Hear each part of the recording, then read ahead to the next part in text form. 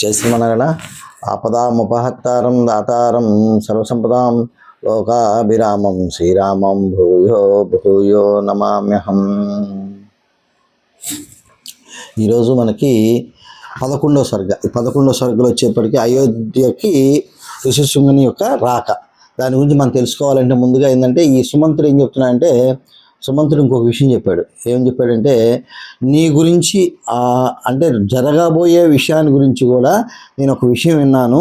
అయోధ్యకి ఈ సనత్క మహర్షి అనే ఒక మహర్షి గారు, ఈ సనకనానందంలో ఒక ఆయన మీ గురించి ప్రస్తావన వచ్చింది. ఆ ప్రస్తావన సందర్భంగా మీ దగ్గరికి కూడా ఋషిశృంగుడు కూడా వస్తాడు అని ఒక విషయాన్ని చెప్తూ, ఈ యొక్క మనకి ఈ బాలకాండంలో మనం వాల్మీకి మహర్షి రచించినటువంటి ఈ యొక్క రామాయణాన్ని యథాతథంగా వినే ప్రయత్నం చేద్దాము. ఓ రాజేంద్ర, ఆ సనత్క మహర్షి తన కథా ప్రసంగమునందు ఇట్లు చెప్పాను, అది మీకు హితకరమైనదే, దాన్ని చెప్పేదని వినుము. విశ్వాకు మహారాజవంశమున దశరథుడని పేరు గల ఒక మహాపురుషుడు ఉదయింపగలడు. అంటే తన దానికి చెప్తున్నాడు అన్నమాట. అతడు ధార్మికుడై సర్వ శుభలక్షణాలతో సత్యసంధుడిగా ప్రసిద్ధి వహించును. అంగరాజైన ధర్మరథునితో అతనికి మైత్రి ఏర్పడును. దశరథునికి శాంతను కూతురు కలుగుతుంది. అంగరాజైన ధర్మరథుని కుమారుని చిత్రరథుడు రోమపాదుడుగా ప్రసిద్ధికి ఎక్కును. ఆ రోమపాదుని కడకు సుప్రసిద్ధుడైన దశరథ మహారాజు వెళ్ళును.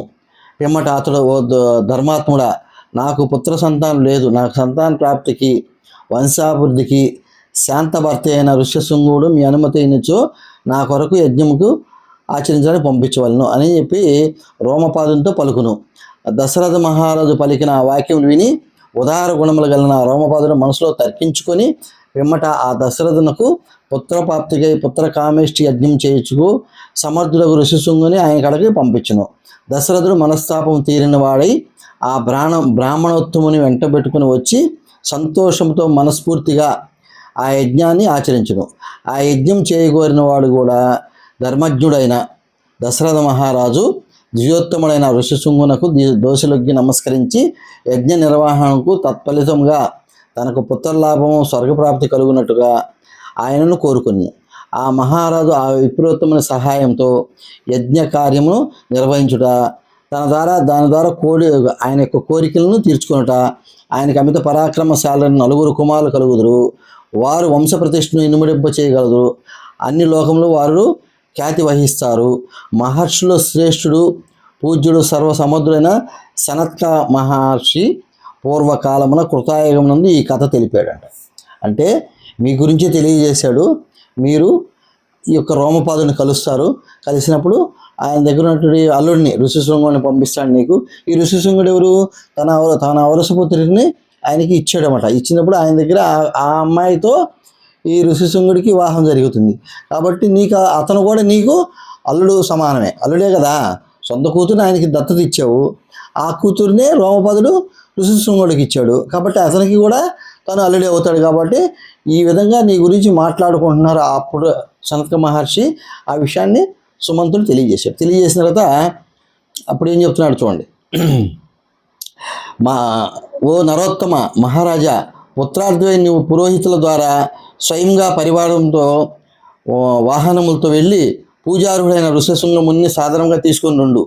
సుమంతుడు తెలిపిన ఈ కథను విని వశిష్ఠుని అనుమతిని కూడా కైకొని దశరథ మహారాజు రాణులతో అమాత్యులతో కూడి ఋషిశృంగుడు ఉన్న రోమపదమునకు బయలుదేరాడు. ఎప్పుడైతే ఈ మాట చెప్పాడో ఈయన ఎవరు తీసుకున్నాడు? వశిష్ఠుడు లేనిది అక్కడికి వెళ్ళడు అంత.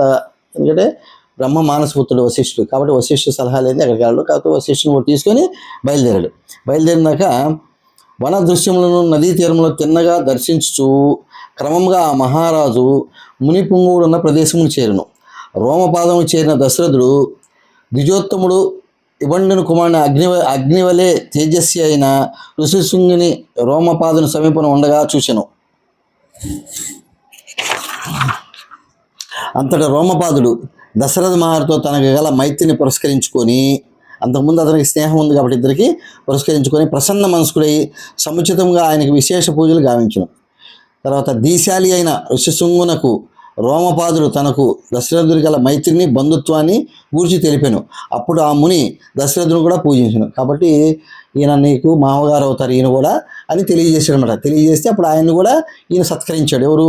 ఋషిశృంగుడు. ఇట్లు సత్కారం పొందిన దశరథ మహారాజు రోమపాదుని కడ ఈ 7-8 దినములు గడిపి పెదప ఆయన తిట్లను. అంటే ఒకే రోజు పోగానే మన అవసరం అడుక్కోకూడదు కదా, అలాగే గౌరవపూర్వకంగా ఒక 7 రోజులు అలా ఉండి 8 రోజున ఈ విషయాన్ని ఇలా విషయాన్ని తెలియజేస్తున్నామట. ఓ మహారాజా, నీ కూతురైన శాంతను అల్లుడైన ఋషిశృంగుని నా నగరమునకు పంపుము. అచ్చట ఒక మహత్కార్యం జరగనున్నది. రోమపాదుడు ప్రతిభామూర్తి అయిన ఋష్యశృంగుని ప్రయాణమునకు తన ఆమోదమును తెలిపాను. ఎప్పుడైతే ఇలా చెప్పాడో ఈ యొక్క తన ఋష్యశృంగుని తన అల్లుడి యొక్క ప్రయాణానికి కూడా ఆమోదాన్ని ఆయన ఇచ్చాడనమాట. పిమ్మట ఋషిశృంగునితో, ఓ విప్రోత్తమ, నీ భార్య అయిన శాంతతో అయోధ్య నగరానికి వెళ్ళుము అని పలికెను. ఋషిపుత్రుడు ఆ మాటలు విని రాజుగారితో అట్లే అని పలికి రాజుగారి అనుమతితో భార్యతో కూడి బయలుదేరాడు. ఎప్పుడైతే అనుమతి తీసుకొని ఇంకా బయలుదేరాడ. పరాక్రమవంతుడైన దశరథుడు రోమపాదుడు ఇద్దరును పరస్పర నమస్కారములతో స్నేహపూర్వకమైన ఆలింగనములతో ఆనందించింది. అనంతరము దశరథుడు రోమపాదుని కాడ సెలవు గైకొని బయలుదేరాను. పిమ్మట అతడు త్వరగా వెళ్ళినట్టు దూతల ద్వారా తమ రాకను తెలుపుచు పౌరులకు తన ఆదేశమును పంపింది. ఎప్పుడైతే బయలుదేరుతున్నారో ఊరికి ముందుగా ఆయనకి సత్కారం చేయడానికి కబురుని పంపించాడు.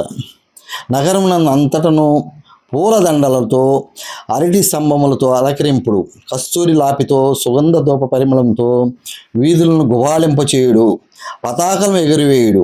పౌరులు రాజుగారి శుభ ఆగమన వార్త విని మిక్కిలి సంతోషించిరి. ఎప్పుడైతే ఆయన తీసుకొస్తున్నాడో ఉన్నటువంటి ప్రజలు కూడా ఎంతో సంతోషించారు. రాజుగారి సందేశ ప్రకారము పూర్తిగా నగరమును అలంకరించిరి.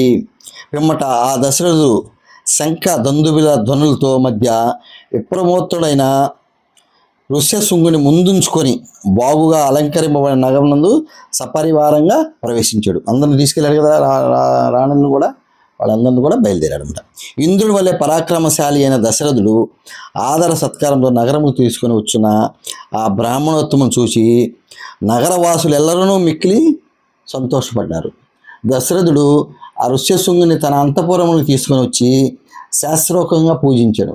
ఇంకను ఆయన రాకతో తను కృతార్థుడైనట్లు తలించాడు. అంటే తన పని అయిపోయినట్లుగా, తన కార్యం పూర్తవుద్దన్నట్టుగా అనుకున్నాడు మనసులో. భర్తతో కూడి ఈ విధంగా విచ్చేసిన విశాలాక్షియవు శాంతను చూసి అంతఃపుర కాంతలందరూ కూడా ఎంతగానో సంబరపడ్డారు. ఎప్పుడైతే శాంతని తన అమ్మాయి కాబట్టి వాళ్ళు కూడా చాలా ఆనందపడ్డారు.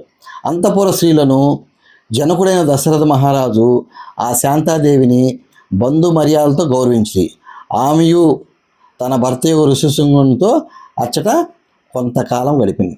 ఎంతకాలం అని కాదు, కొద్దికాలం అక్కడ ఉన్నారన్నమాట. ఇత్యార్థే శ్రీమద్ రామాయణే వాల్మీకి ఆది కావ్యే బాలకండే ఏకదశ సర్గ. ఇప్పుడు మనకి 11వ సర్గ పూర్తయింది.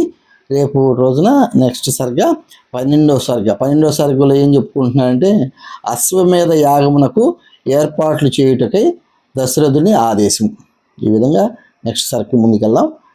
జై శ్రీమన్నారాయణ. నెక్స్ట్ వీడియోతో మళ్ళీ తెలుసుకుందాం మంచి విషయం.